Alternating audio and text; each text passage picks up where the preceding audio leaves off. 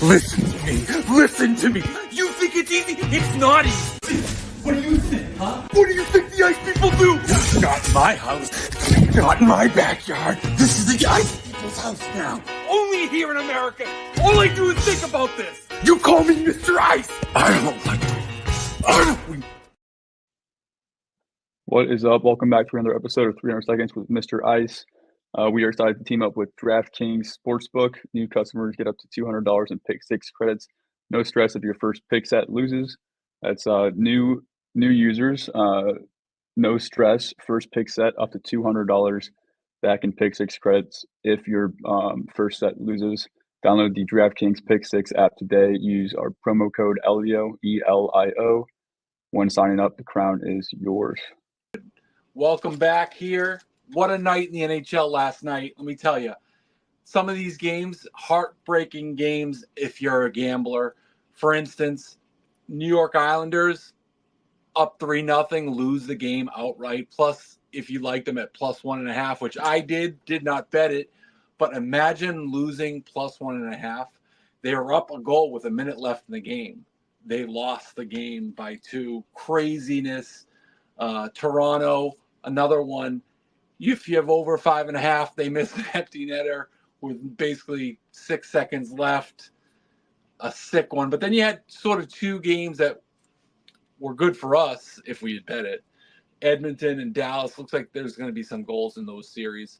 I thought Dallas might come out a little slow. They hadn't played a real game in about a week. And Vegas could be a juggernaut again. I mean, Dallas, I really like that team. They have a horrible matchup. Edmonton rolled.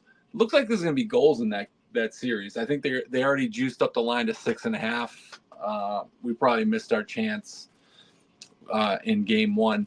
But let's look at tonight's matchups. Rangers, Washington. I don't know. I don't think you're going to get much from Washington in this series, but hopefully they keep it close for a while. I have no opinion of the game. You got to lay 300 basically to win 100 on the Rangers. If you want to get cute, you could bet goal and a half or regulation. You can get a little bit of value, but I'm gonna stay away. Florida. This is the game, obviously the biggest game for me personally and some of the ice people. This line surprises me. They're minus 180. This is way too big. That makes me, and I always think Vegas is, you got to agree with Vegas. I always say they're the smartest people in the world. They're minus 180 tonight. Almost makes me love Florida more. I might lay some money on Florida money line. It's just a big number. I never like to lay that much money, but the line is telling you something there. That's good for us Florida backers. Winnipeg, Colorado, no opinion. I had no opinion on the series. 7-6 first game.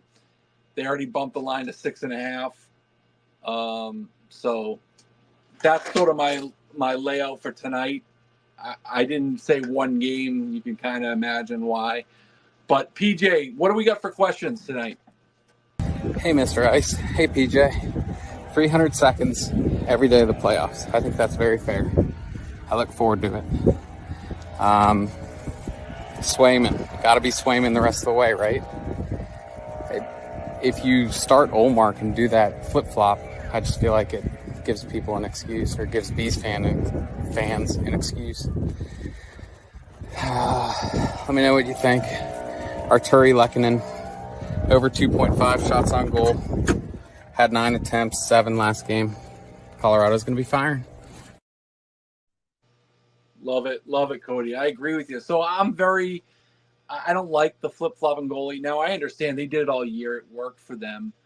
So my question to the Bruins management, the coaches, so if Swayman wins tonight, then you play Olmark the following night. Under their guidelines, that's what you're going to do. So that you're basically getting one game from Swayman and then Olmark. Olmark played fine last night. I have no ill will towards Olmark. I think he's a good goalie. He's really good. I hate what they're doing right now. I don't agree with it. So Swayman wins tomorrow, and then you got Olmark. I mean, you would never play if you play Swayman back-to-back nights, then you're basically just lying to the Bruins fans. So, What's up, Mr. Ice? I just have one question for you today. Why do the LA Kings have absolutely no defensive control?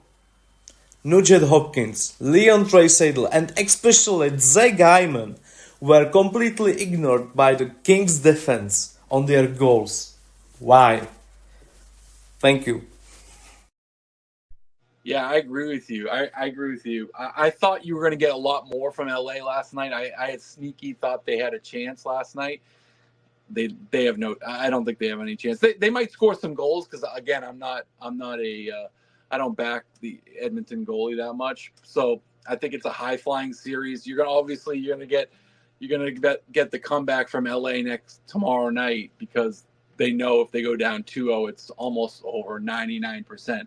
So you're going to get a fight tomorrow, I think, but I'm surprised how easily Edmonton was able to move around and score. I know that they're basically the best team to do offensively like that, but I thought, LA has played them a million times. They know what they need to do, and they did none of that last night. What are they going to try to outscore the Edmonton? It's not happening. So that series, unless there's a huge change in game 2, it's pretty much over. That's all you got from me, PJ. Let's get to the real one. Listen. I got one play. I got one huge play. I got Vancouver over 5.5. Vancouver over 5.5. Let's go.